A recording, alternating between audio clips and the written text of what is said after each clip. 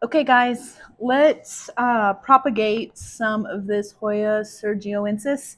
It's got some crazy kind of growth patterns to it.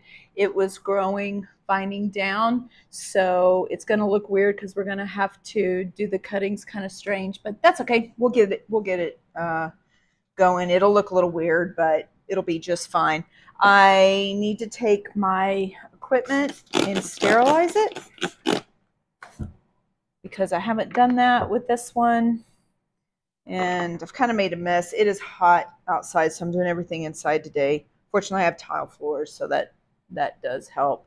All right, so how I'm going to do this is I have to remember that this side is down. And what I like to do until I get them into the pot is the downside. I'm going to give more stem, but I'm going to cut it here. I'm going to cut it here. I'm going to cut it here and just kind of take a little bit of this off. They're very woody stems on the Surgioensis, so I have to be really careful about not forcing them too much. They're real stiff. They're not very flexible. And I'm going to pot them up hopefully the right way and get them all together. I find these grow really, really easily for me here with very little care in Central Texas.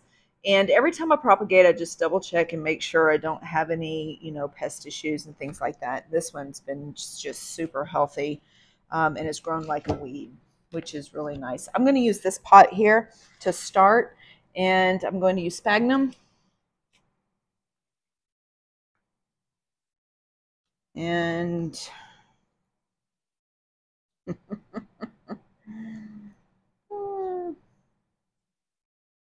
looking to see how she's going to fit in here. This is going to be super tricky just because of the way that she was growing. This one will be easy. This one will be relatively easy. Let's start with the hard one because I'll have to work around it. I'm going to trim it just a little bit. And all right, I'm just having to think through this. I'm going to give it a little more sphagnum in here. I may have to do these in two. In fact, I probably will. All right, squeeze it out and just start, oops, come back here. Start wrapping around the plant. Leave the growth points where they're going to grow open and plop them. Oop, see, she's going to be tricky. All right, I'm going to do her like this. I'm going to build the sphagnum up around this piece using the pot kind of to help support. Should have let this soak a little longer, but that's okay. All right, we're going to do this. Put her there. She is going to not want to stay in this pot, so I am going to put some pins in.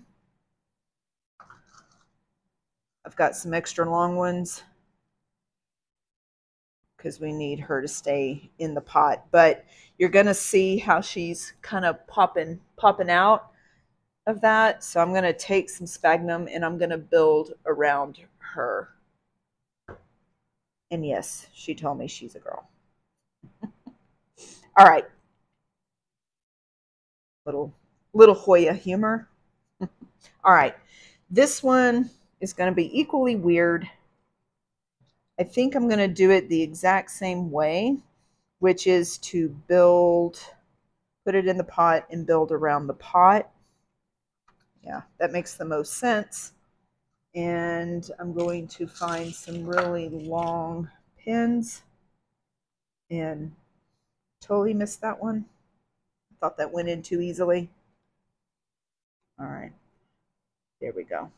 All right, a pin there, a pin there, pack it in with some sphagnum so you can see how she's packed in there, but the growth point is still visible.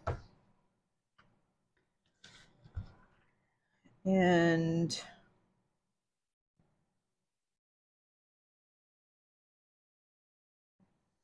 I'm going to do it like that.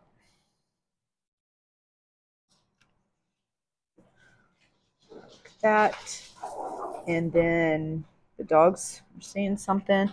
And I'm going to put this one in like that. Again, I'm going to pin them down. Let's get a long one.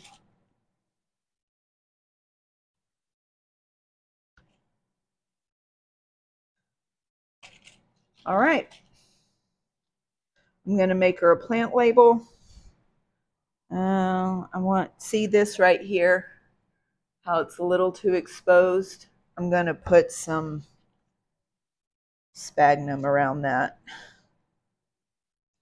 So I just go and check and make sure that everything is looking glorious. Add sphagnum where I think it needs sphagnum. All right, she looks weird, but I'm hoping she'll grow. And I think she will. I think she'll be just fine in this. And I'm going to get a plant label and put her in my propagation.